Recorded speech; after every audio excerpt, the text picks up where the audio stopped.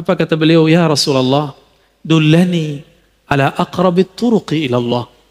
Tolong tunjuk ajar aku jalan terdekat menuju Allah. Jadi kalau kayak sekarang ini banyak yang nanya, Ustaz, Buya, Kiai, itu kalau nanya ke ulama, gimana cara cepat kenal Allah? Sama, Sayyidina Ali nanyanya begitu. Jadi boleh nggak nanya begitu? Bukan boleh lagi Pak, diharuskan. Zaman udah begini, ya. Covid menyerang kapan saja, maka kita harus siap dengan ma'rifatullah. Apa jawaban Nabi? Oh, dia tambahin, wa ashaluha ala ibadih. Cepet, ringan. Enak ya? Cepet tapi jangan berat. Itu sukanya antum kan? Kalau antum kan nggak mau disuruh puasa 40 hari kan nggak mau. Melek 20 hari kan nggak mau. Disuruh zikir 70.000 kali kan nggak mau. Maunya yang paling cepet, paling mudah. Wa afdaluha indahu, dan lebih afdal di sisi Allah Subhanahu wa taala. Jadi 3 sekaligus, lebih dekat, lebih ringan, lebih tinggi di sisi Allah. Ini pinternya Sayyidina Ali kalau nanya. Apa kata Nabi? Alaika bimudawamati dzikrillah sirran wa jahran. Wahai Ali, hendaklah engkau melanggengkan zikir baik sir tersembunyi ataupun jahar.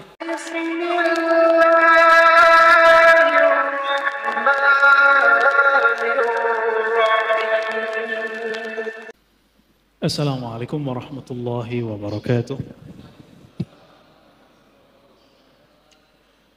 Alhamdulilladzi hadana li hadza wa ma kunna linahtadiya laula an hadana Allah. Asyhadu an la ilaha illallah wa asyhadu anna Muhammadan abduhu wa rasuluh. Allahumma salli wa sallim wa barik ala sayyidina Muhammad wa ala alihi wa ashabihi wa li baitihi wa dzurriyyatihi ajma'in wa ba'du.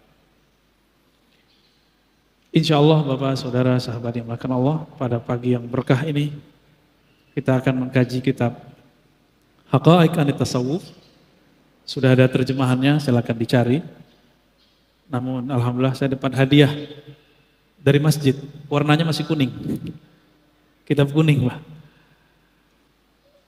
Akhirnya kita punya 2 Ustaz, ya. Alhamdulillah. Ada satu pasal ketinggalan sebelum masuk ke bab mengambil bayat atau talqin kepada guru. Ada satu pasal tertinggal. Sebelumnya mari kita buka dengan baca surah Al-Fatihah. Semoga Allah membuka mata pikiran kita dan memberkahi pengarang kitab, Syekh Abdul Qadir Isa Asy-Syadili Al-Qadiri. Al-Fatihah. A'udzubillahi minasyaitonir rajim.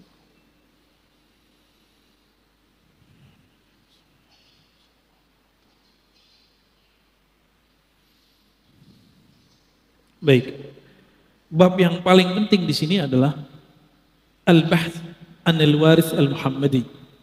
Mencari pewaris Nabi yang berhak menjadi mursyid. Jadi mursyid itu siapa?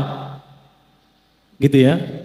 Bukan orang yang sekedar dapat ijazah, itu belum tentu. Mungkin dia dapat ijazah kemursyidhan, tapi kualitasnya bisa jadi belum. Ya. Kita ringkas saja. Jika seorang dokter harus sekolah dulu, harus ada praktek dulu, koas. Lalu ada jam terbangnya. Dokter yang sudah lama berbeda kualitasnya dengan dokter yang baru. Benar gak? Tukang urut juga begitu. Sekali pegang, udah tahu dia ini penyasalahnya ini. Jika ilmu yang zahir, mesti ada proses. Ada pengangkatan, ada izin supaya tidak malpraktek, maka seorang mursyid, seorang murabbi, seorang guide rohani, dia mesti punya 4 kriteria minimal. Apa yang pertama? Ayyakuna aliman bil faraidil ainiyah. Di kitab saya halaman 69. Dia mengerti apa yang fardu ain. Gak mesti dia seorang mufti, seorang ulama besar. Yang penting dia mengerti persoalan apa yang wajib, apa yang sunnat. Itu cukup. Jadi tidak menjadi syarat seorang mursyid itu dia orang yang jago baca kitab. Tapi yang penting dia mengerti persoalan apa? Persoalan yang wajib. Ya. Yang kedua, ini yang paling mahal, ayyakuna arifan billah. Mursyid itu harus tahu mengenal arif kepada Allah. Harus punya ilmu ma'rifat. Mursyid ini ibarat sopir bus, kalau nggak tahu jalan gimana? Sopir bus kalau masih pakai GPS itu bakal sesat.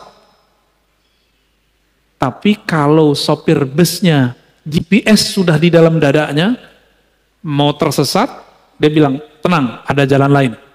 Dia bisa buat jalan sendiri. Itu mursyid. Karena dia arif.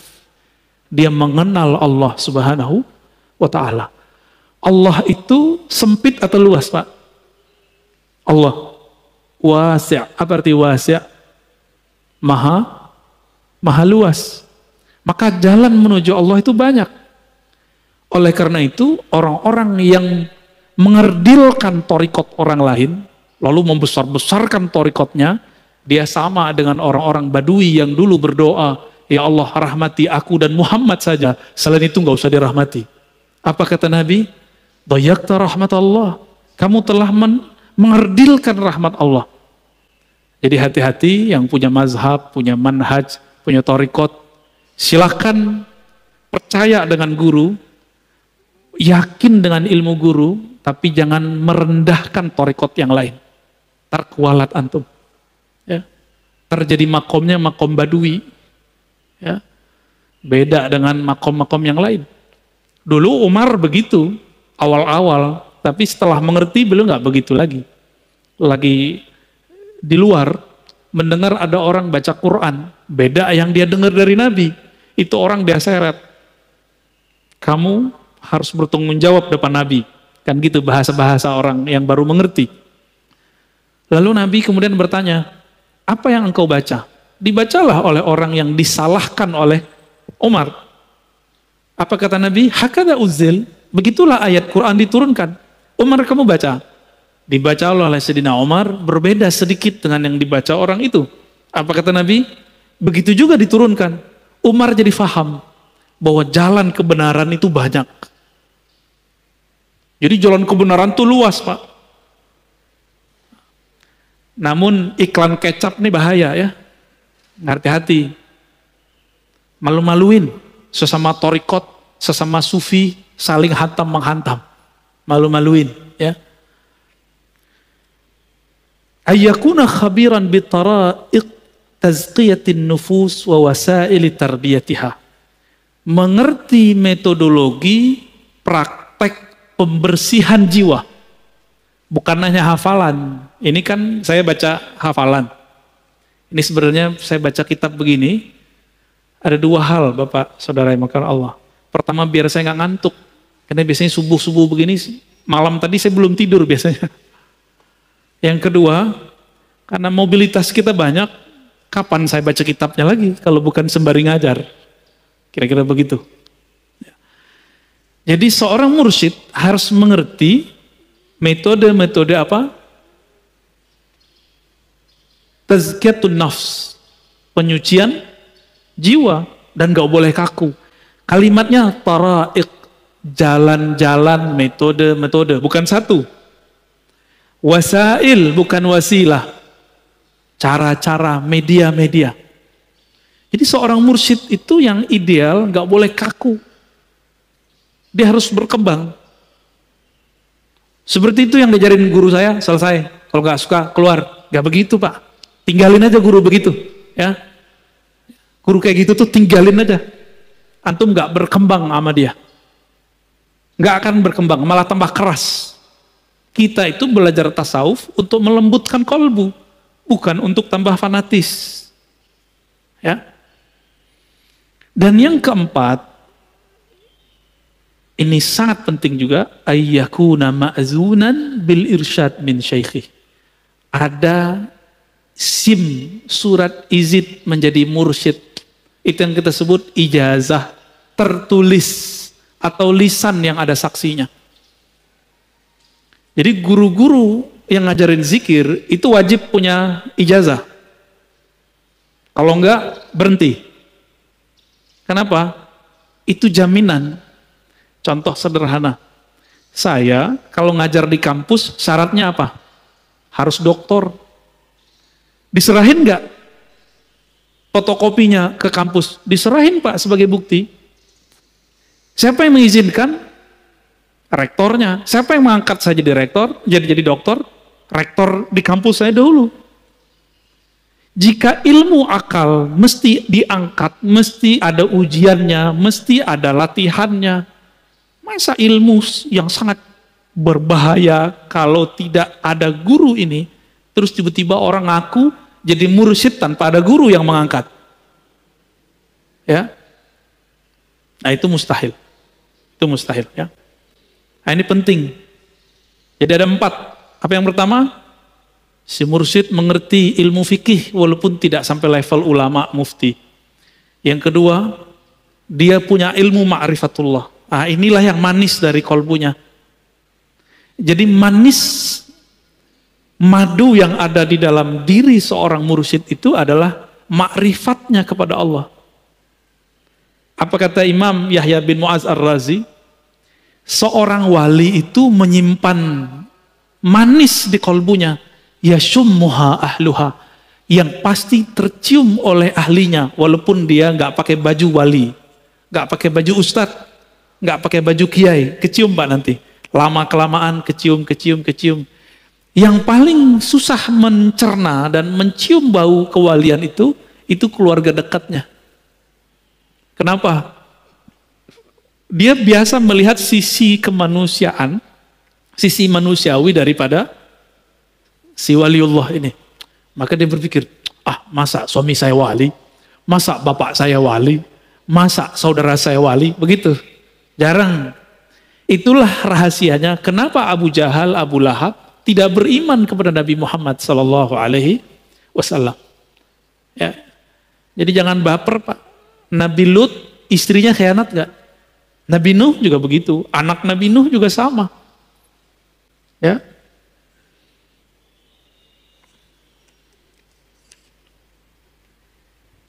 Nah, ini kriteria mursyid. Nah, dari mursyid yang seperti ini, antum baru mengambil kontrak belajar dengannya yang kita sebut bayat. Tapi saya dalam kajian-kajian sebelumnya sudah mengatakan bahwa bayat dalam artian sumpah setia abadi itu cuma milik Imam Mahdi di akhir zaman ini, bukan mursyid. Maka bayat-bayat yang ada sekarang itu hanya bayat tabarrukan, mengambil berkah, atau bayat pengantar supaya kita nanti bertemu dengan yang paling pantas membayat.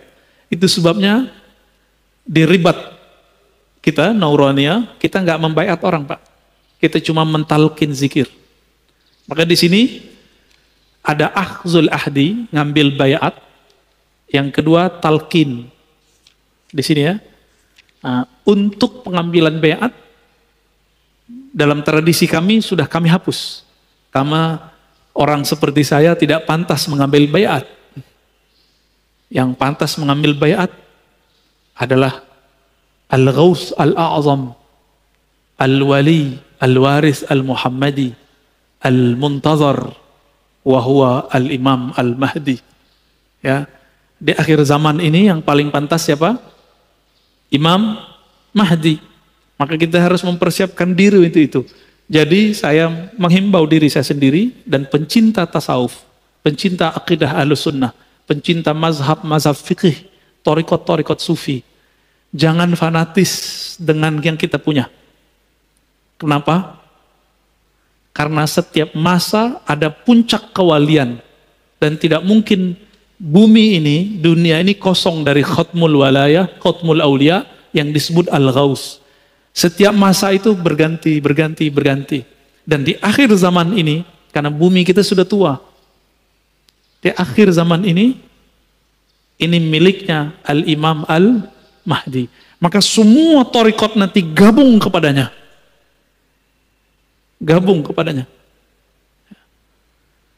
Jadi sekarang kita pakai thariqat itu cuma wasilah supaya rohani kita terjaga. Harapan kalau umur panjang nggak mati kena COVID, Pak. Ya, kita bisa berjuang bersamanya. Tapi kan sosok beliau Allah rahasiakan. Nggak mungkin ember di YouTube. Kan ada yang ngaku Mahdi dengan mimpi-mimpinya, diyakini oleh pengikutnya sebagai Imam Mahdi. Ada yang datang juga kepada saya. Ada yang lewat WA. Ada yang Mahdi main IG, Pak. Main Instagram. Apa dalil mengambil baiat itu ada? Itu ternyata di Quran ada. Dulu semua mursyid kalau ngambil talqin, zikir, dan baiat itu bacakan ayat ini. Surat Al-Fat ayat 10. A'udzubillahi minasyaitonirrajim. Innal ladzina yubayyi'unaka. Sesungguhnya orang-orang yang mengambil sumpah setia kepada engkau wahai Muhammad. Karena Nabi Muhammad sudah wafat, pewarisnya sampai ke mursyid yang ada. Innama yubayyi'una Allah. Mereka sebenarnya sedang mengambil sumpah setia kepada Allah. Jadi mursyid ini harus tahu jalan kepada Allah. Sehingga tangan dia terkoneksi dengan yadullah. Kita nggak usah terjemahin yadullah. Apa arti yadullah? Tangan Allah. Terantum bayangin lagi tangan. Bukan. Kita serahkan maknanya kepada Allah. Yadullah fawqa aydihim. Yadnya Allah di atas tangan mereka. Ya, terus sampai akhir ayat. Ya.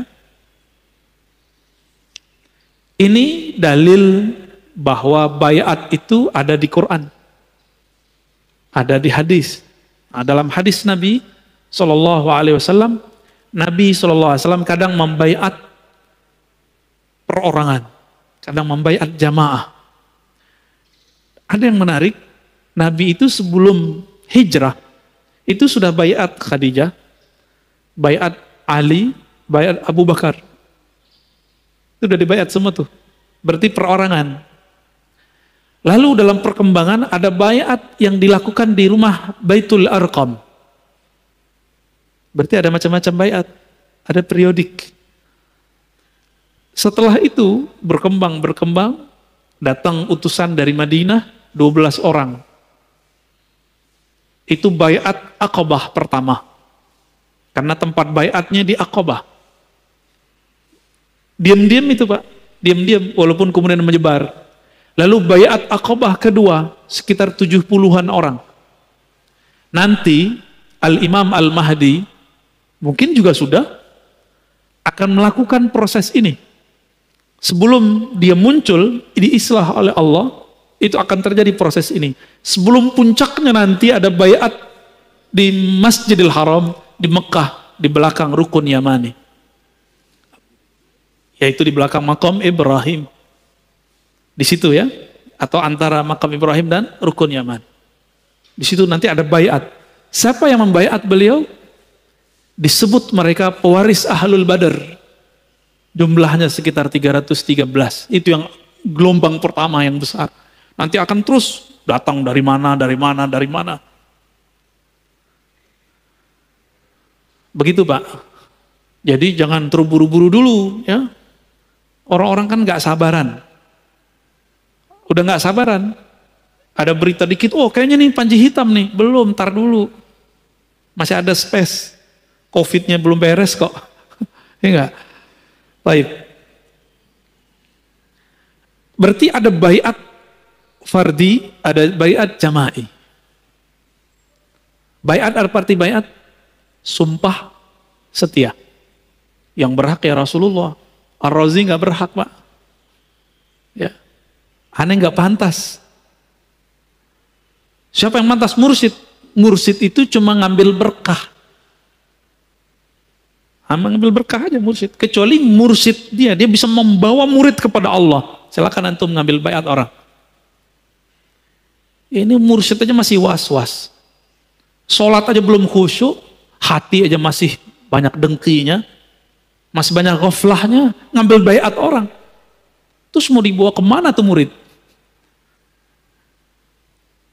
Maka saya mengajak diri saya sendiri dan antum, mungkin di luar sana yang praktisi tarekat, ya Ukur-ukurlah diri, hasibu anfusakum qabla an tuhasabu. Ukur dulu dirimu, pantas nggak? Ya. Nggak pantas Pak kita. Saya menganggap diri saya nggak pantas. Kalau antum merasa pantas, silakan. Ya. Oh saya sudah punya ijazah 10, enggak. Ya. Lalu paket baiat itu biasanya ada perjanjian. Akan begini, akan begitu, akan begini, akan begitu. Ya. Intinya sebenarnya adalah sumpah setia, syahadat kepada Allah, syahadat kepada Rasul. Itu dia. Jangan ditambah-tambahin Pak.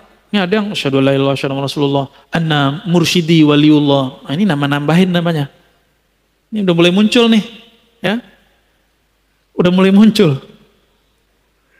Dulu di Jiran itu ada namanya Darul Arqam. Itu difatwakan sesat di sana karena dia syahadat asyhadu alla ilaha illallah Rasulullah wa anna fulan waliullah. Itu. Walaupun sebenarnya itu tidak merusak syahadat pertama dan kedua, tapi bagi orang-orang yang sensitif itu dianggap menambah-nambahkan. Ini saya dengar beberapa thariqat sudah mulai begitu. Kecuali mursyidnya kutub. Bukan kutu kupret Pak. Ya, kutub. Wali kutub boleh. Kalau wali kutub, pasti kutub yang lain tahu. Ciri-cirinya orang ini disepakati kewaliannya oleh para wali. Karena wali mengerti siapa wali.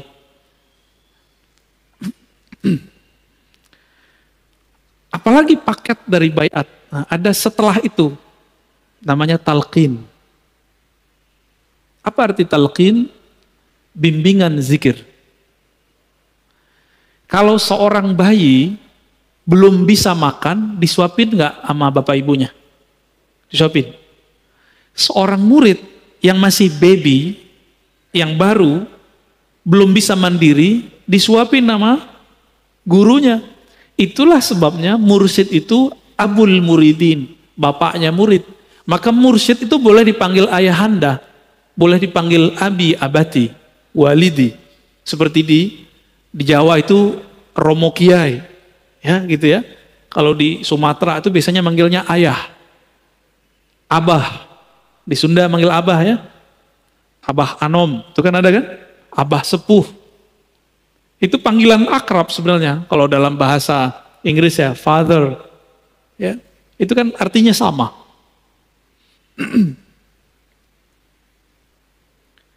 Jadi talqin ini perlu, seorang mursyid nggak mungkin langsung mentalkin. Dia lihat dulu istiadat ruhiyah si murid. Kesiapan murid. Ada murid yang bisa langsung dikasih talqin, ada yang tidak. Kenapa? Talqin itu ibarat kita nanam biji atau nanam padi.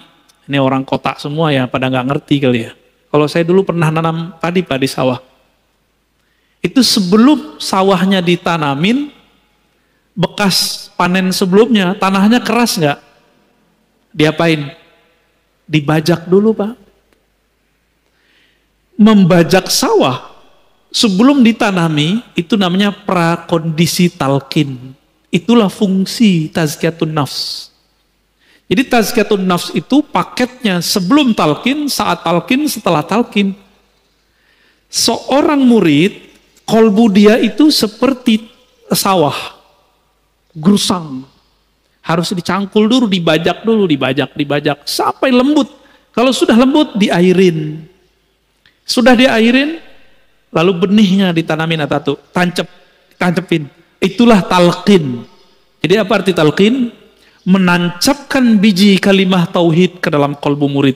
Itulah yang dimaksud dalam surat Ibrahim. Syajaratun thayyibah.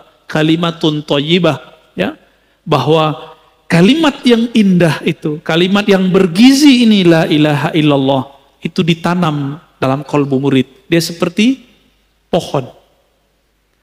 Makanya orang-orang ahli kasyaf itu kalau antum baca la ilaha illallahnya ikhlas, itu ada pohon tumbuh, terlihat sama dia. Jika di dalamnya ikhlas, itu pohon langsung berbuah. Bukan di sini berbuahnya, di surga. Beberapa ahli kasyaf dulu melihat, tapi mereka bingung, dikira hadis, padahal bukan hadis. Dari kalimat itu muncullah Allah ciptakan malaikat bersayap. Terbang dia. Ada juga yang melihat begitu, dikira hadis Nabi. Bukan, itu bukan hadis Nabi. Itu kasyaf, visualisasi yang terlihat oleh orang yang kolbunya sensitif. Ya, kalau nggak punya ilmunya jadi halu. Hati-hati Pak ya. Jadi perlu nggak talqin zikir? Kalau bagi saya talqin zikir wajib. Karena Nabi mentalkin para sahabat. Coba kita lihat riwayatnya. Pertama riwayat Imam Ahmad, Tabarani, dan Bazzar. 3 riwayat. Ini disahihkan oleh Imam Al-Haythami. Dari Shaddad ya, bin Aus dan Ubadah bin Samit. Apa kata beliau? Kunna inda Rasulillah sallallahu alaihi wasallam. Dulu kami pernah bermajlis bersama Nabi sallallahu alaihi wasallam. Lalu Nabi bertanya, hal fikum gharib? Ada orang asing enggak? Ya, ini ahlul kitab. Kata rawi ahli kitab. Tapi kalau saya menjelaskan enggak mesti ahlul kitab, tapi orang-orang awam atau orang-orang musyrikin. Lalu kami menjawab, la ya Rasulullah. Tidak wahai Rasulullah sallallahu alaihi wasallam. Lalu apa kata beliau? Kata Aus, kami diperintahkan menutup pintu. Kalau sekarang matiin lampu, gitu ya. Biasanya kalau orang mau talqin tuh, itu dibuat kondisi sesenyap mungkin, senyaman mungkin. Jangan sampai lagi zikir nanti ada yang ngetuk-ketuk, buka pintu gitu. Maka dikunci pintu, bighalqil bab. Nabi memerintahkan untuk agar pintu dikunci. Faqal, lalu Nabi mengatakan, irfa'u aydiyakum, angkat tangan kalian. Diangkat Pak, itu modelnya. Lalu Nabi mengatakan, qulu la ilaha illallah, bacalah la ilaha illallah. Nah, itu ada tekniknya. Tekniknya disembunyikan oleh periwayat hadis, periwayat ilmu zikir, yang nanti antum cuma dapatkan sama mursyid tariqat. Itu tekniknya gimana? Supaya kalimah ini bisa menggoncang isi kolbu. Iza zukirallah wajilat qulubuhum, disebut nama Allah, kolbu bergetar. Nah, itu ada tekniknya Pak. Farafa'na aydiyana, lalu kami mengangkat tangan kami dan baca la ilaha illallah. Selesai, apa kata Nabi? Alhamdulillah, segala puji milik Allah. Allahumma innaka ba'astani bihadhil kalimah wa amartani biha wa wa'adtani 'alaiha al-jannah wa innaka la tukhliful mi'ad. Ya Rabb, Engkau telah mengutusku dengan kalimat la ilaha illallah dan memerintahkanku untuk menyebarkan kepada umatku, dan engkau menjanjikan siapa yang membacanya pasti masuk surga. Sesungguhnya engkau tidak tukhliful mi'ad, melanggar janjimu. Maka semua yang hadir itu dijamin masuk surga sudah. Orang yang hadir saat itu dijamin masuk surga. Ini salah satu metode. Metode apa namanya? Metode talqin. Ada metode yang kedua. Kalau ini jamaah. Sekarang khusus Sayyidina Ali. Hadis ini riwayat Imam Tabarani dan Bazzar. 2 imam dan kualitasnya hasan. Suatu kali Sayyidina Ali karramallahu wajhah bertanya kepada baginda Nabi sallallahu alaihi wasallam. Apa kata beliau? Ya Rasulullah, dullani ala aqrabit turuqi ila Allah. Tolong tunjuk ajar aku jalan terdekat menuju Allah. Jadi kalau kayak sekarang ini banyak yang nanya, Ustaz, Buya, Kiai, itu kalau nanya ke ulama, gimana cara cepat kenal Allah? Sama, Sayyidina Ali nanyanya begitu. Jadi boleh nggak nanya begitu? Bukan boleh lagi Pak, diharuskan. Zaman udah begini, ya. Covid menyerang kapan saja, maka kita harus siap dengan ma'rifatullah. Apa jawaban Nabi? Oh, dia tambahin, wa ashaluha ala ibadih, cepet, ringan, enak ya, cepet tapi jangan berat. Itu sukanya antum kan? Kalau antum kan nggak mau disuruh puasa 40 hari kan nggak mau, melek 20 hari kan nggak mau, disuruh zikir 70.000 kali kan nggak mau. Maunya yang paling cepet, paling mudah. Wa afdaluha indahu, dan lebih afdol di sisi Allah Subhanahu wa taala. Jadi 3 sekaligus, lebih dekat, lebih ringan, lebih tinggi di sisi Allah. Ini pinternya Sayyidina Ali kalau nanya. Apa kata Nabi? Alaika bimudawamati dzikrillah sirran wa jahran. Wahai Ali, hendaklah engkau melanggengkan zikir baik sir tersembunyi ataupun jahar. Gimana Pak? Melanggengkan itu gimana? Setiap pada sholat kah? Pagi sore kah? Terus. Ada target-targetnya. Apa jawaban Sayyidina Ali? Ya Rasulullah, kulun nas zakiruna fakhussani bisyai. Kalau itu semua orang juga tahu. Tolong beri dong yang spesial. Mumpung mantunya Rasulullah ya. Apa kata Nabi? Afdalu ma qultuhu ana wan nabiyyuna min qabli la ilaha illallah. Yang paling afdal, yang paling cepat, yang paling ringan, paling tinggi di sisi Allah, yang dulu dibaca oleh para nabi dan sekarang aku juga mengulang kembali. Apa itu? La ilaha illallah. Seandainya kalimah ini ditimbang, maka semua langit bumi dunia itu kalah. Maka kalau ada, mohon maaf, antum ini ahli dakwah, kenapa dakwah hanya tidak mengena di kolbu jamaah? Mungkin kurang kuat kalimatullah, kurang banyak tabungan la ilaha illallahnya, sehingga kalamnya nggak berat, kalamnya cuma masuk telinga, keluar telinga. Tapi kalau sudah di dalamnya ada dapur kalimah la ilaha illallah, kalamnya hangat, kalamnya berat. Karena tumbuh dari kolbu, masuknya ke dalam kolbu. Wala taqumul qiyamah ala wajhil ardi man yaqulu la ilaha illallah. Kiamat tidak terjadi jika masih ada di bumi yang baca la ilaha illallah. Di hadis Imam Muslim, Allah, Allah, begitu kalimatnya. Coba, para ulama kita itu mengatakan, Imam Ibn Arabi, Imam Ghazali, manusia itu adalah alam kecil. Sedangkan alam itu manusia besar. Manusia itu punya organ terpenting namanya jantung. Kalau jantungnya sehat, semuanya sehat. Jantungnya berdenyut. Dek, dek, dek, dek. Kalau jantungnya udah gak berdenyut, mati. Oke. Denyut alam semesta yang membuat alam ini bisa bergerak, bisa bernafas, bisa bertahan belum kiamat sampai zaman ini hari, adalah jantung-jantungnya alam. Siapakah jantungnya alam? Qalbul alamin awliyaullah. Qalbunya alam semesta adalah kekasih-kekasih Allah, yang qalbunya bergetar terus menyebut Allah, Allah, Allah.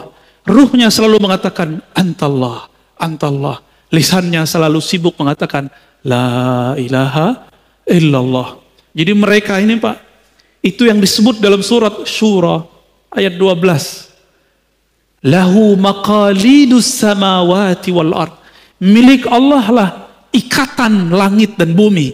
Apa ikatannya? La ilaha illallah, subhanallah, alhamdulillah, la haula wala quwwata illa billah, Allahu akbar. Ini 5. Itulah yang dipakai, yang dibaca oleh malaikat pemikul aras.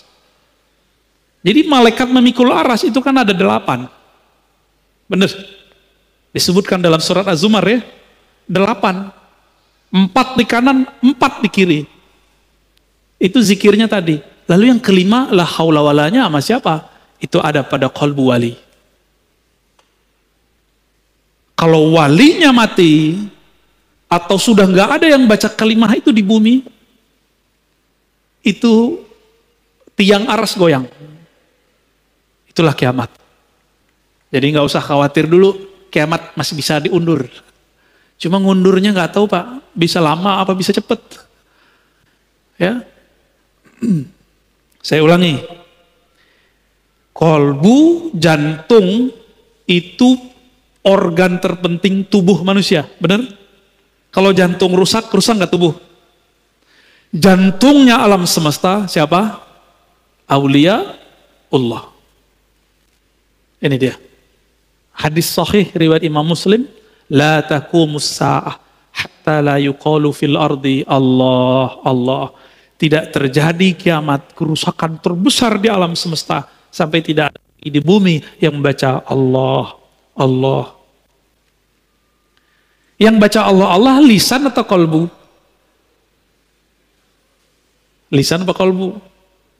Sebenarnya lisan ini menerjemahkan isi kolbu. Jadi intinya ada pada kolbu.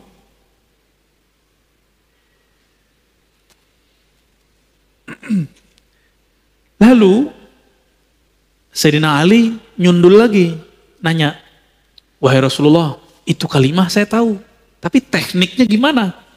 Itu pertanyaannya. Mumpung sama Nabi, berdua sama Nabi beliau. Apa kata Nabi? Ghammid ainaik wasma' minni la ilaha illallah. Pejamkan matamu lalu baca la ilaha. Wah, ini teknik talqin dalam thariqah. Maka dalam semua thariqah sufi itu mata mesti dipejam Pak kalau zikir. Itu bukan tidur. Jadi antum kalau pergi ke zawiyah-zawiyah, surau-surau, pesantren zikir, mereka merem itu bukan lagi tidur Pak. Merem itu lagi zikir. Cuma kalau yang di sini merem beneran tidur ini. Oh tidur kan? Gak apa-apa, biarin. Itu lagi programming.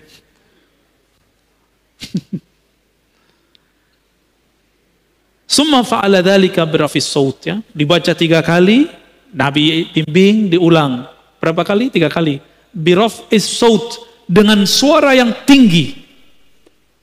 Inilah dalil bahwa talqin boleh dengan suara keras. Ya. Sedangkan yang tadi dalil kalau talqin suaranya agak lirih, pelan. Ya. Maka tidak ada thariqat sufi kecuali lewat jalur Sayyidina Ali. Dan itu ahlu sunnah. Kenapa? Karena Nabi pernah mengatakan, Ana madinatul ilmi wa aliyun babuha. Aku adalah kota ilmu, Ali pintunya. Maka tidak ada thariqat di dunia, thariqat zikir kecuali lewat Sayyidina Ali. Hatta Naqsyabandi itu jalurnya 2. Abu Bakar As-Siddiq, Sayyidina Ali radhiyallahu ta'ala anhuma ajma'in. Ya. Ini masih banyak nih metode-metode zikir yang ada di dalam kitab ini, ya. Lalu, apakah talqin atau baiat itu khusus buat laki-laki? Tidak, juga perempuan. Karena waktu baiat Aqabah itu perempuan ada yang hadir. Apakah khusus dewasa? Tidak, boleh anak kecil. Kalau anak kecilnya siap. Bahkan anak kecil itu kalau dalam ilmu neurologi, gelombang otaknya itu bukan beta, tapi theta. Maka anak kecil ini gampang dibawa zikir. Gampang ya, lebih cepat mereka Pak daripada kita. Oke, kira-kira itu kajian yang paling penting pada pagi ini. Pertama tentang syarat atau kriteria mursyid yang dicari ada 4. Kemudian apa yang kita ambil dari mereka? Saya mengatakan ada baiat, ada talqin. Namun di akhir zaman kalau ada baiat itu cuma tabarukan, ngambil berkah. Ngambil berkah aja. Jadi boleh nggak seorang mursyid ngambil baiat? Boleh, silakan, tapi tabarukan. Dalam hatinya harus mengatakan yang berhak ini adalah pewaris tunggal Nabi, yaitu Al-Imam Al-Mahdi. Dia cuma naib aja, cuma wakil. Ya.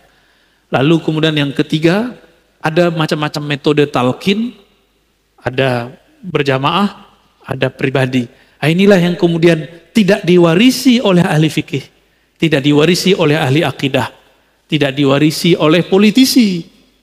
Ustadz politisi nggak bakal kenal ini kalau dia nggak pernah berthariqah. Yang tahu ini siapa? Ahli thariqat. Maka nggak mesti ustadznya nggak tamat Timur Tengah, nggak mesti. Kalau dia ke Timur Tengah nggak pernah ngambil talqin, sama. Karena talqin itu dulu diambil oleh ulama kita di Mekah, di Madinah, di Hadramaut, Mesir, dibawa, nyebar sudah ke negeri kita. Ya, alhamdulillah, maka tidak ada negeri, wilayah di Nusantara, kecuali wali-wali Allah dulu pernah menyebarkan talqin zikir la ilaha illallah. Jadi kenapa Bapak Saudara sahabat Allah, zikir-zikir kita kurang menyentuh kolbu? Karena belum pernah disuapi oleh ahlinya. Maka saya berharap, carilah ahlinya, berguru kepadanya, ikuti metodenya. Jangan langsung suka-suka antum, Pak Kiai, talqin langsung dong. Gak bisa begitu. Dia punya metodologis, ikutin aja. Itu namanya adab berguru. Pak Kiai, saya kan sudah lama, langsung aja. Kalau kiainya tersinggungan, gawat Pak. Kamu cari aja guru yang bisa kamu buat suka-suka. Bisa digituin ntar Pak Kiainya. Ya. Jadi kita kalau berguru, ada nanti adab-adabnya. Insya Allah nanti di pertemuan ke depan, ada namanya adab terhadap guru dan sahabat. Insya Allah. Ya. Wassalamualaikum warahmatullahi wabarakatuh. Silakan Ustaz. Alhamdulillahirrahmanirrahim. Assalamualaikum warahmatullahi wabarakatuh. Assalamualaikum. Terima kasih Buya. Mudah-mudahan dan saya yakin bahwa ilmu yang disampaikan ini bisa menjadikan kita setahap demi setahap menuju ma'rifatullah. Amin. Di dalam syarat yang disebutkan untuk mursyid itu memiliki ijazah tertulis atau lisan, sebagaimana disebutkan dalam kitab ini. Kemudian tadi Buya mencontohkan beberapa profesi, seperti dosen harus punya ijazah S3 yang disahkan oleh kampus di mana dia kuliah. Atau juga mungkin kalau sambilkan contoh dokter, juga ada sumpah jabatan yang dikeluarkan oleh organisasi profesi dokter yaitu ID. Atau juga profesi-profesi yang lain yang memang menunjukkan bahwa orang tersebut setelah dibaiat atau setelah disumpah jabatan, maka dia berhak menjadi seorang pembimbing atau seorang dokter secara legal. Nah, berkaitan dengan mursyid ini, saya secara pribadi mengenal 3 orang paling tidak yang menjelaskan tentang sufi ini atau tasawuf ini. Tapi saya belum tahu persis apakah yang bersangkutan sudah memiliki ijazah atau tidak. Bagaimana saya untuk mengetahui bahwa ijazah yang dimiliki, kalau suatu saat saya tanyakan, itu adalah betul-betul ijazah yang memiliki legal formal yang ditetapkan oleh, katakan dalam tanda petik, profesi, kalau ini profesi Buya ya, profesi thorikoh tadi atau sebagai mursyid tadi. Siapa yang mengeluarkan untuk saat ini ijazah tersebut? Supaya kita yakin, karena betul yang dikatakan Buya tadi, banyak sekali thorikoh yang ditawarkan oleh orang-orang tertentu yang mengatasnamakan dirinya sebagai seorang mursyid. Itu yang pertama. Kemudian yang kedua, tentang baiat. Kita semua ketika di dalam rahim itu sudah berbaiat dan kita ma'rifatullah. Qalu bala syahidna, itu adalah bentuk baiat manusia ketika di dalam rahim. Nah, apakah perbedaan baiat yang memang betul-betul sudah kita katakan kepada Allah di dalam rahim ketika ruh kita akan ditiupkan dengan baiat-baiat berikutnya? Apakah ada baiat major atau mayor yang tadi disampaikan kita kepada Allah ketika di dalam rahim, kemudian ada baiat-baiat minor atau baiat-baiat pendamping setelah itu yang dibutuhkan? Oke. Cukup dulu itu dulu. Terima kasih. Buka halaman 81. Ada judulnya Tanaqulul Izni. Bagaimana proses perizinan ijazah dalam dunia tarekat?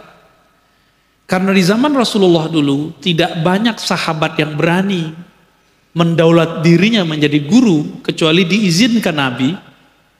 Maka sikap atau sistem yang ketat itu kemudian berkembang. Di abad kedua, kata Imam Amir Asy-Sya'bi, apa kata beliau? Dulu ilmu ini ilmu sudur, ilmu fikih kah, akidah kah, apalagi ilmu zikir itu ilmu sudur, ilmu dada, adanya dalam rohani. Namun ketika ilmu itu ditulis, syarakana man laisa minna, syarakana man laisa bi ahlin, maka ikut serta membaca teks tersebut orang yang tidak ahlinya. Semenjak saat itulah Muhammad bin Sirin mengatakan, apa kata beliau? Sammu lana rijalakum, itu tertulis dalam Sahih Muslim bagian muqaddimah. Ketika sudah muncul orang-orang mengaku, maka diperlukan ijazah, sanad. Apa kata Muhammad bin Sirin? Kami setiap kali dengar orang mengatakan Nabi bersabda, ini zikir dari Nabi, ini kalam Nabi. Apa kata kami? Mana gurumu? Siapa gurumu? Siapa yang mengizinkan kepadamu? Sammu lana rijalakum. Sebutkan nama rijalmu, nama sanadmu. nama syekhmu. Kalau sekarang kamu lulusan mana? Yang mengasih ijazah kamu siapa? Boleh Pak. Cuma kalau ilmu hadis sama ilmu ini agak beda dikit. Kalau ilmu tarekat ini agak kenceng adabnya. Antum gak akan berani. Paling bahasanya agak lembut. Pak Kiai mohon izin, boleh dong cerita dulu proses Pak Kiai bertorikot sampai dapat izin. Itu ngulik Pak, caranya halus. Jangan bilang, Pak Kiai mana ijazahmu? Jangan gitu, dipecat ntar. Pakai adab. Tujuannya sama, tapi bahasanya beda. Coba kira-kira kalau yang pertama tadi kalimatnya, kiainya bakal cerita nggak? Bakal cerita kalau yang pertama. Dia ceritalah pertemuan dia dengan guru-gurunya, lalu dia dapat ijazah dari gurunya, dia cerita. Kalau kurang yakin, datang ke perpusnya, nanti akan ada ijazah. Ijazah-ijazahnya banyak. Ya. Jadi bisa konfirmasi, bisa nanya. Di dunia thariqah hari ini beruntungnya. Sekarang hampir semua thariqah itu ada izin tertulis dari guru. Nah ini amannya. Siapa yang mengeluarkan? Mursyid sebelumnya. Bukan jam'iyah, bukan organisasi Jatman, bukan. Jatman itu untuk menjaga habit atau menjaga kondisi, menjaga guyupnya orang tarekat lah. Itu Jatman, Jam'iyah Thariqah yang sekarang dibina oleh Habibna Lutfi. Beliau lah mursyid yang paling berkarisma sekarang yang membina itu. Tapi Jatman tidak punya hak untuk mengeluarkan ijazah kecuali ijazah di zawiyah dia, di padepokan dia, di surau dia, di pesantrennya, kira-kira begitu.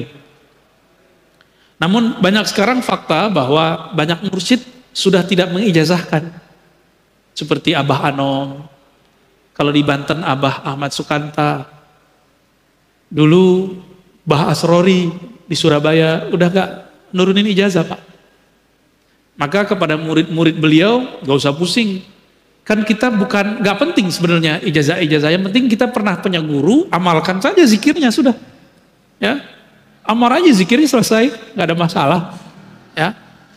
Tapi tolong bedakan, zikir itu makanan kolbu, adapun makanan ruh ma'rifatullah, dan ma'rifatullah lewat taklim, ta'rif, belajar ma'rifat kepada ahlinya. Gak mesti mursyid kita sendiri, bisa jadi orang lain. Bisa jadi orang lain, ya. Itu yang pertama Pak. Jadi siapa yang punya hak mursyid yang dulu dia punya ijazah kemursyidan, hanya itu yang boleh ngeluarin. Jadi kalau dia bukan orang yang dapat ijazah kemursyidan, walaupun ada sejuta, semiliar murid mengangkat dia, nggak berlaku. Kecuali dia buat thariqat sendiri. Buat aja thariqat sendiri nggak ada apa-apa. Boleh juga kok. Yang kedua tadi, saya lupa Pak. Apa tadi? Oke, baik. Baiat ruh. Bapak masih ingat gak? Nggak ingat kan? Nah, kita sebut itu amnesia ruhani. Karena Rasul sudah wafat, maka kita cari pewaris Rasul, pewaris Nabi. Mereka nanti yang akan gedor-gedor kolbu kita. Ingat kali kamu dulu pernah syahadat, pernah bersaksi kepada Allah. Jadi fungsi ulama itu untuk mengingatkan kita kembali syahadat yang itu. Cuma mengingatkan itu bukan dengan visual. Ruh itu kan tidak mengingat Allah dengan bentuk. Karena bentuk ruh sendiri kita nggak tahu. Bentuk, wajah, rupa itu urusan ini nih. Kalau ruh nggak, ruh itu rasa. Kenangan-kenangan rasa. Ciri-cirinya satu, disebut namanya kolbunya bergetar. Di saat kolbu bergetar, sebagian orang nangis. Sebenarnya ruhnya sedang teringat dengan masa dia berbaiat dulu dengan Allah Subhanahu wa Ta'ala. Itu fungsi mursyid Pak. Jadi kalau mursyidnya tidak pernah mengalami hal yang sama, dia nggak akan pernah mengantarkan murid ke hadirat Allah, nggak akan pernah. Jadi si mursyidnya nggak bergetar kalau zikir, gimana dia bisa menggetarkan orang lain? Kira-kira begitu, ya. Itu Pak. Wallahu a'lam bishawab. Fadhal. Waalaikumsalam warahmatullahi wabarakatuh. pertanyaan saya Ustaz. Dalam tariqah itu kadang-kadang mereka zikirnya sampai keras sekali. La ilaha illallah gitu ya. Itu kan kadang-kadang kalau yang dekat rumahnya itu kan merasa terganggu karena keras suaranya. Sedangkan di dalam Al-Quran itu Allah berfirman, ud'u rabbakum tadarru'an wa khufyah. Berdoalah kamu kepada Allah dan tadarru' dengan rendah hati, khufyah dengan suara yang samar-samar. Sementara banyak orang yang zikir dikeraskan, doa juga keras. Nah, itu yang sebetulnya yang bagaimana Ustaz, yang sebenarnya yang bagusnya yang mana itu, apa jahar juga boleh, apa sir boleh? Kalau yang jahar itu dalilnya apa Ustaz? Kalau yang merujuk kepada Al-Quran kan harusnya kita itu kalau berdoa, berzikir ya khufyah, artinya khafi, secara pelan, secara samar-samar gitu ya. Baik. Itu aja Ustaz pertanyaannya.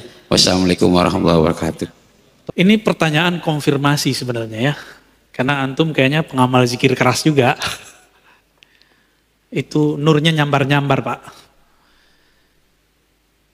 Kalau kita berani klaim, di Quran zikirnya cuma lembut.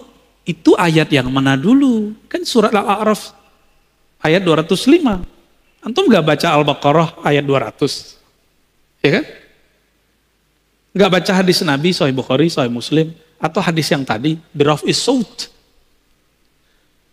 Siapa yang paling mengerti isi Quran? Ahlul Quran. Siapa yang menulis tentang adab ilmu Quran? Imam Nawawi. Tibyan.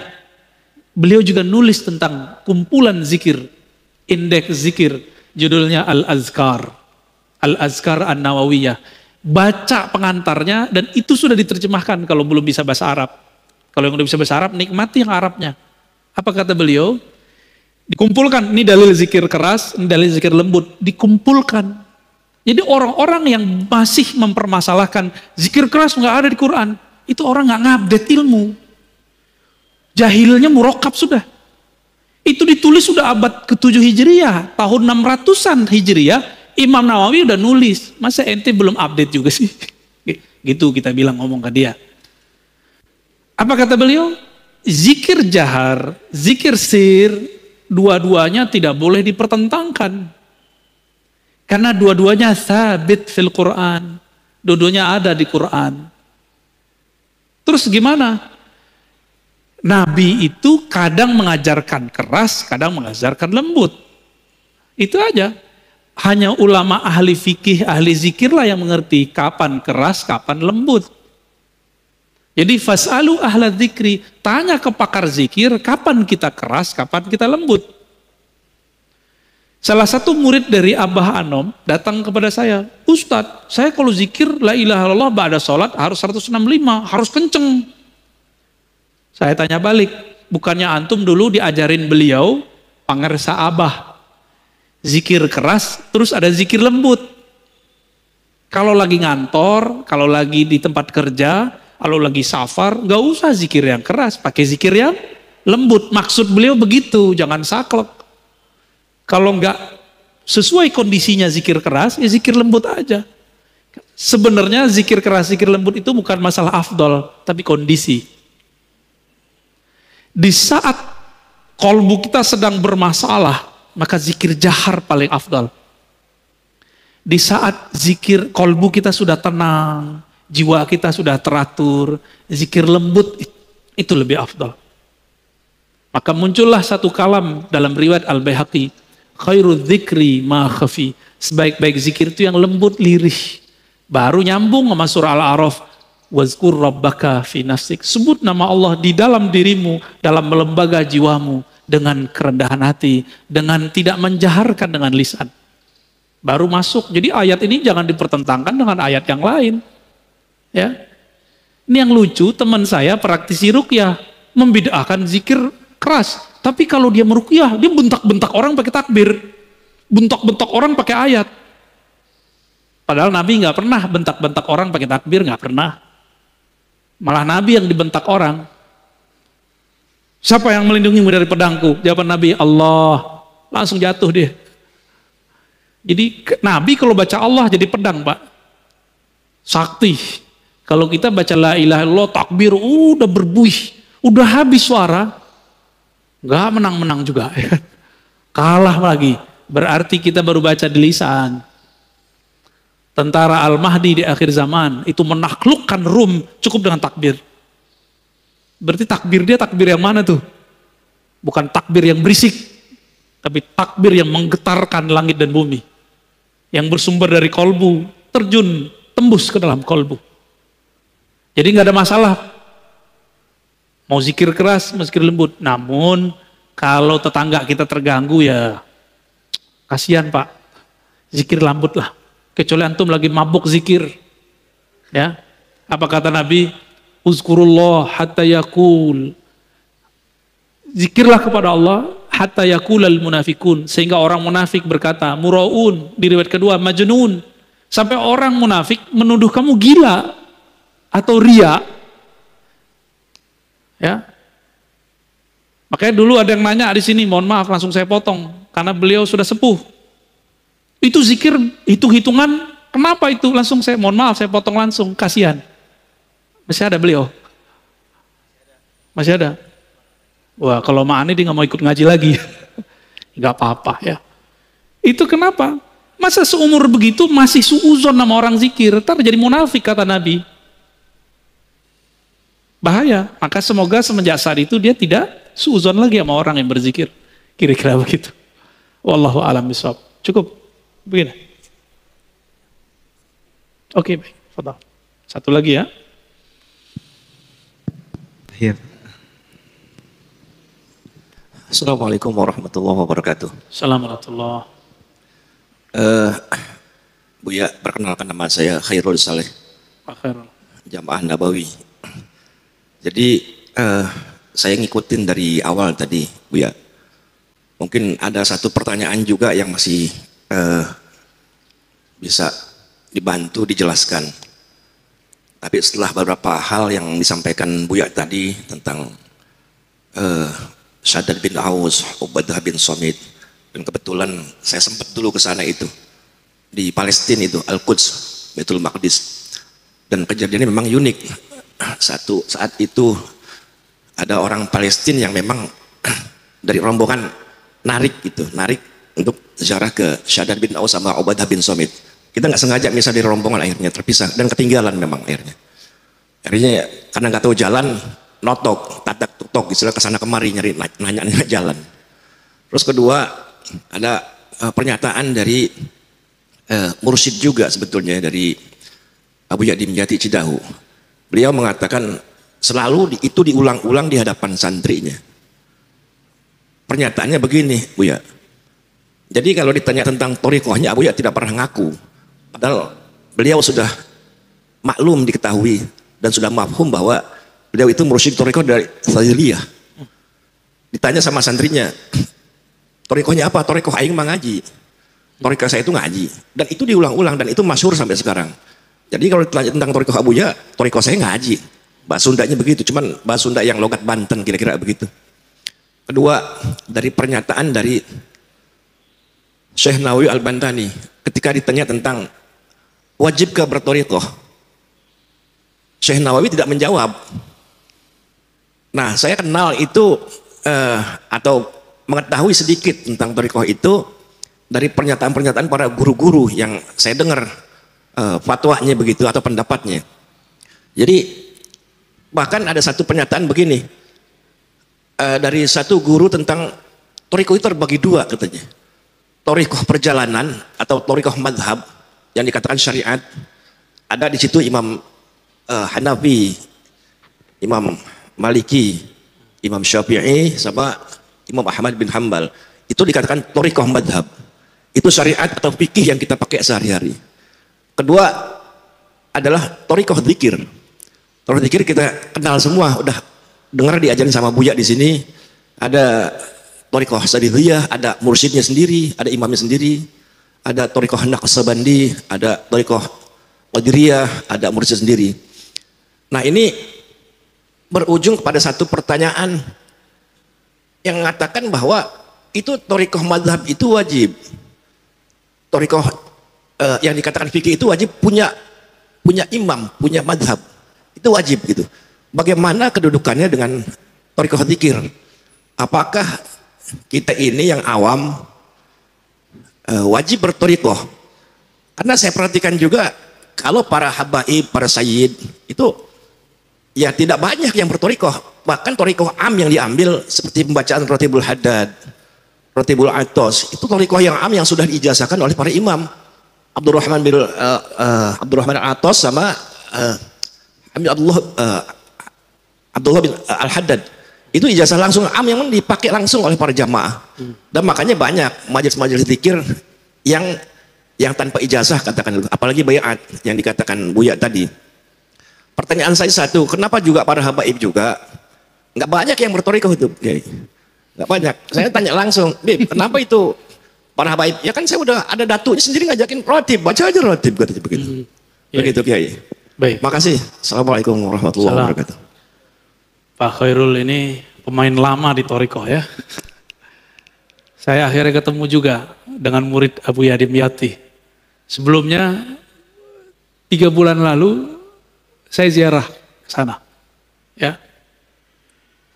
Betul, beliau kalau ditanya torikoh Abu Ya apa?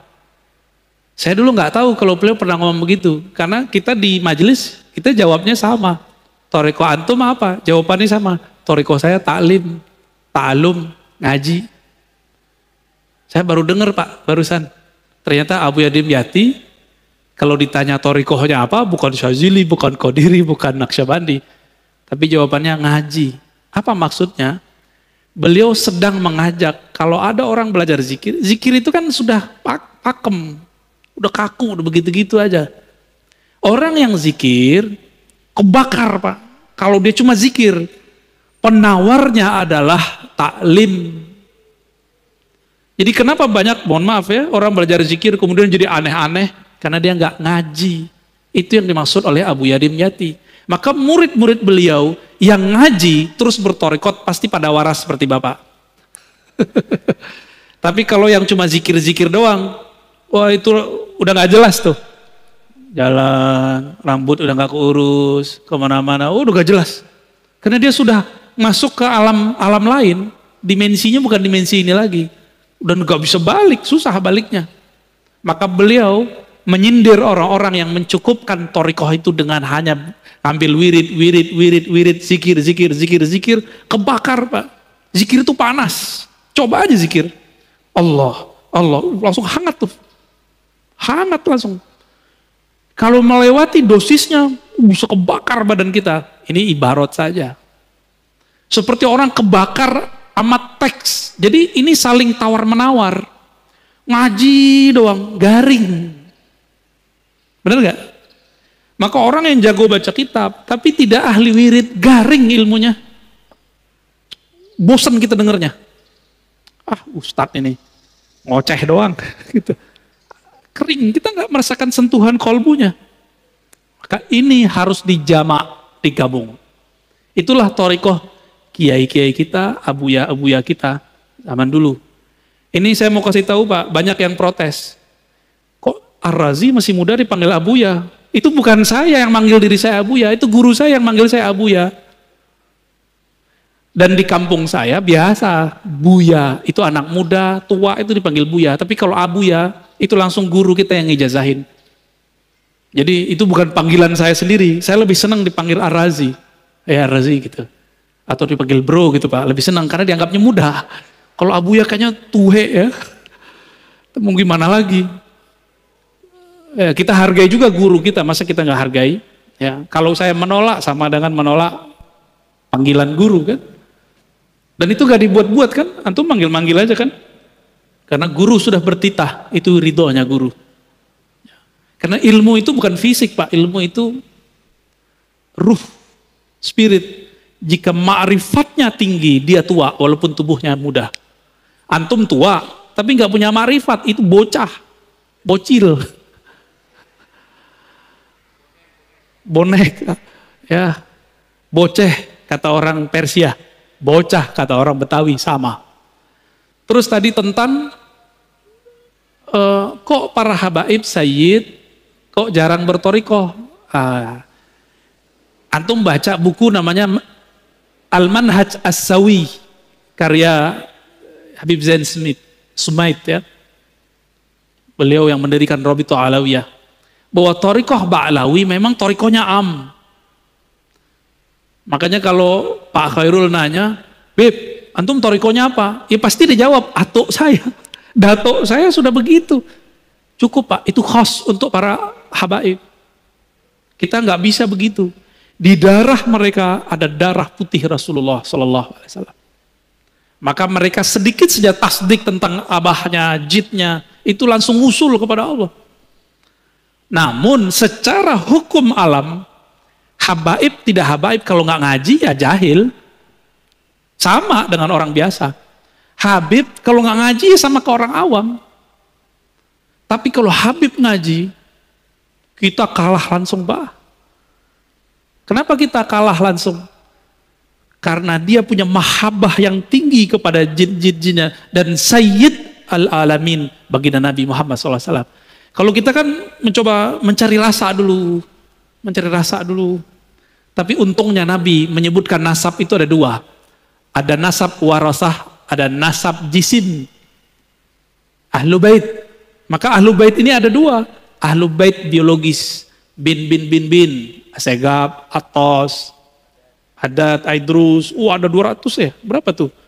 Banyak banget itu. Ada Al-Mahjub. Ya, ada Bazara'ah. Macam-macam. Saya ke Prancis ini ketemu Bazara'ah. Tahu-tahu orang mana Pak? Orang Makassar. Habibnya diganti pakai gelar Andi. Jadi Andi itu di Makassar dulu, itu pengganti gelar Sayyid Habib. Seperti di Banten diganti dengan Raden. Jadi sebenarnya Raden-Raden yang ada sekarang itu Sayyid Syarif. Namun ada yang jalur yang kuat, ada jalurnya dianggap kurang kuat oleh Robito Alawiyah, jalur Azmat Khan. Itu kurang kuat. Ya. Tapi kalau bagi saya semuanya zuriat Rasulullah saya hormat dan saya angkat tangan kepada mereka ya. Karena khawatir ini pesan Rasulullah Sallallahu Alaihi Wasallam. Jadi memang ijazahnya thariqah Ba'lawiyah itu am. Kalau mereka ngambil am, ya dapatnya am. Kalau mereka mengikuti jid yang aslinya, siapa jid aslinya? Sayyidina Ali. Sayyidina Ali ngambil talqin jamaah atau talqinnya khas tadi. Ngambil talqinnya khas. Fardi, berdua dengan Nabi.